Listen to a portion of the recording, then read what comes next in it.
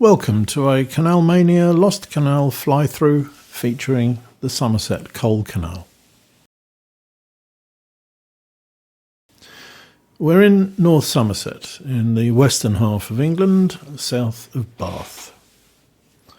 We will be following the northern line of the canal from northeast to southwest for 10.5 miles from its junction with the Kennerton-Avon Canal at the Dundas Aqueduct to its terminus near Poulton, and then return to the junction at Midford to follow the southern branch to Radstock.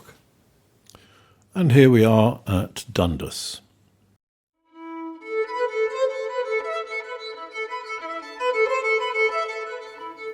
Today we find it difficult to think of Somerset as a coal mining area, but coal had been mined here from the mid-15th century, mostly in very small collieries. As coal production grew, so the need for transport to markets became more pressing, and plans were made for the canal.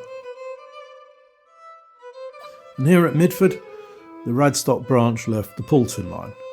We'll return here shortly. We'll follow the Poulton line first. The key issue was how to descend the 135-foot level difference between Poulton and Dundas. It was eventually decided to use an innovative approach, that of caisson locks, which is basically putting the boats in an airtight box and lowering them down a well to the lower level. This to be built at Coombe Hay. It was tried and it failed. So another innovative solution was tried, an inclined plane. That was unsuccessful as well.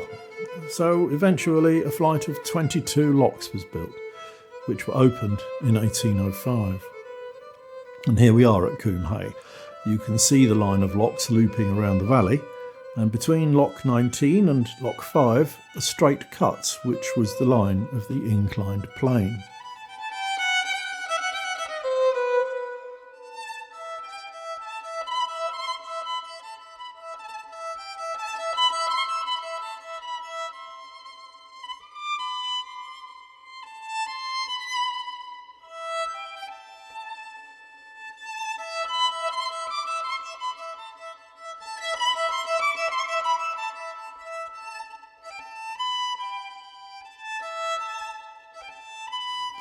Further on, here we are at Dunkerton, where the need for water on the Summit Pound was met by a steam pump lifting water from the Cam Brook. This was later augmented by relocating the engine from Coombe Hay. In 1896, the pump engine failed. This meant that the canal level could not be maintained, and loads carried down the Coombe Hay flight had to be reduced to save water, with an appreciable effect on revenue. All this time, the competition from the railways was growing and the coal reserves were becoming exhausted.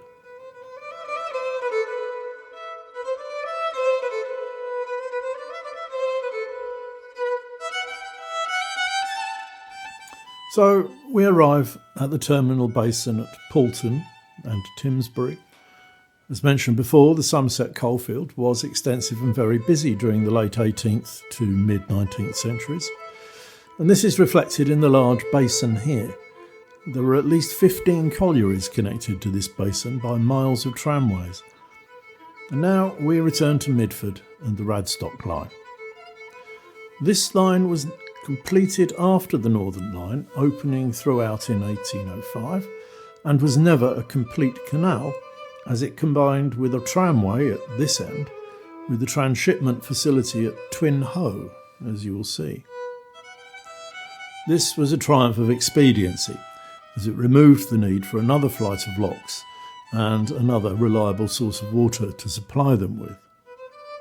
However, this did involve transshipment of cargo, coal, which was expensive, and combined with other geological problems that caused loss of water, the towpath was eventually developed into an extension of the tramway all the way from Radstock to Midford. Notwithstanding these problems, the concern was commercially successful. It carried over 100,000 tonnes of coal a year in the 1820s.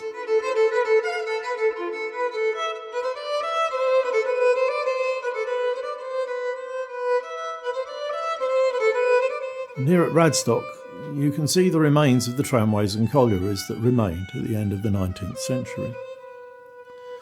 This traffic, unsurprisingly, attracted the railways.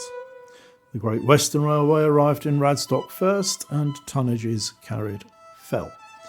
In 1871, the Radstock Line tramway was sold to rail interests, and in 1881, another rail line opened to Camerton on the northern branch, taking much of its trade. At the same time, coal production was declining as the coal seams became worked out. This was unsustainable, and the canal concern was placed into receivership in 1894. It could not be sold as a going concern, and so was formally abandoned in 1898.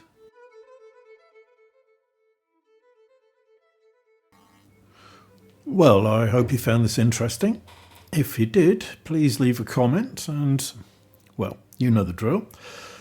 The Google Maps used to generate this fly-through are available for free at Canal-mania.com, where you can download your own copy to do with as you wish.